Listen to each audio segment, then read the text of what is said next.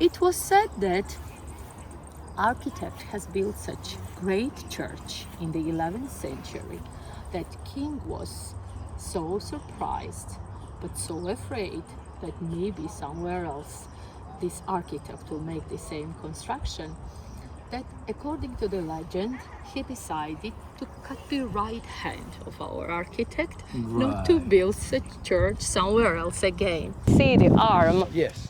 under big arch, Yep. which is holding this square, the instrument to make right corners, but Yeah. believe me, it's not true.